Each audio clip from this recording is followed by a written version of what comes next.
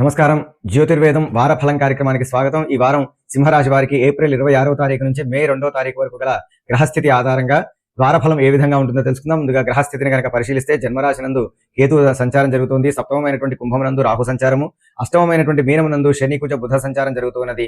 నవమ రాశిలో రవి సంచారము, దశమ రాశిలో శుక్ర సంచారము, ఏకాదశమనందు గురు సంచారం అనేటువంటిది జరుగుతూ ఉన్నాయి. కాబట్టి ఈ గ్రహాల యొక్క స్థితిగతులను కనుక పరిశీలిస్తే ప్రారంభంలోనే జన్మరాశినందు చంద్ర సంచారం జరుగుతూ ఉంది. కాబట్టి వీరికి ఈ జన్మరాశినందు కనుక చంద్రుడు కనుక సంచరిస్తూ ఉంటే సంతోషం ధనమున్నతి, అంటే సంతోషం అనేటువంటిది వీరికి బాగా ఉంటుంది. మానసికమైనటువంటి ఉల్లాసం అధికంగా ఉంటుంది. ధనం అనేటువంటిది అధికంగా పెరుగుతుంది.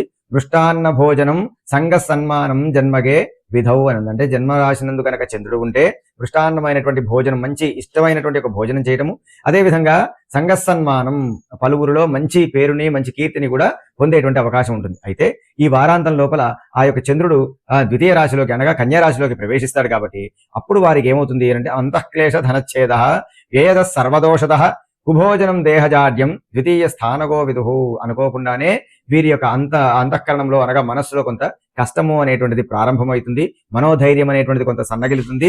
ధనచ్ఛేద, వచ్చినటువంటి ధనమంతా కూడా ఏదో ఒక విధమైనటువంటి ఖర్చులు అయ్యేటువంటి అవకాశం ఉంటుంది. సర్వదోషద, అన్ని విధములా కూడా మానసికమైనటువంటి దోషములన్నీ కూడా వచ్చే అవకాశం కనిపిస్తూ ఉంటుంది. భోజన విషయంలో కూడా చాలా జాగ్రత్తలు వహించాలి. దేహజాడ్యం, శరీరం అనేటువంటిది ఏ పనిలో కూడా సహకరించదు. కొంత అనారోగ్య పరిస్థితులు అనేటువంటివి ఈ చంద్ర యొక్క సంచారం వల్ల జరుగుతూ ఉంటుంది. అయితే ఈ యొక్క రాశి వారికి అన్ని విధములా కూడా కొంత సహనము అనేటువంటిది కూడా చాలా ఉత్తమం.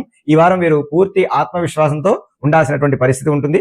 అనుకున్నటువంటి యొక్క పనులు అన్ని కూడాను త్వరితగతిన పూర్తవుతాయి. ప్రారంభంలో ప్రస్తుత నిర్ణయాలు ఏవైతే ఉన్నాయో మీ భవిష్యత్తుకు కూడా చాలా పునాదులు వేసే విధంగా ఉంటుంది. ఉద్యోగంలో ప్రమోషన్ లేదా జీతంలో యొక్క పెరుగుదల కూడా జరుగుతుంది. కొత్త కాంట్రాక్టులు కూడా ఈ వార ప్రారంభంలో లభించేటువంటి అవకాశం ఉంది. కానీ ఈ రాశి వారు వారాంతంలో మాత్రం కొంత తగు జాగ్రత్తలను పాటించడము, ఇటు ధనపరంగా కానీ కుటుంబ పరంగా కానీ ఆరోగ్యపరంగా కానీ వీరు జాగ్రత్తలు పాటించడం అనేటువంటిది చాలా ఉత్తమము. కాబట్టి వీరికి అన్ని విధముల శుభ ఫలితములు కలగడం కోసమే సూర్య ఆరాధన లేదా సూర్య నమస్కారం అనేటువంటిది అన్ని విధముల శుభత్వాన్ని కలగజేస్తుంది. కాబట్టి సూర్య ఆరాధన అనేటువంటిది నిత్యం చేయడం ద్వారా వీరికి శుభవంతమైనటువంటి యొక్క ఫలితములు కలుగుతాయి.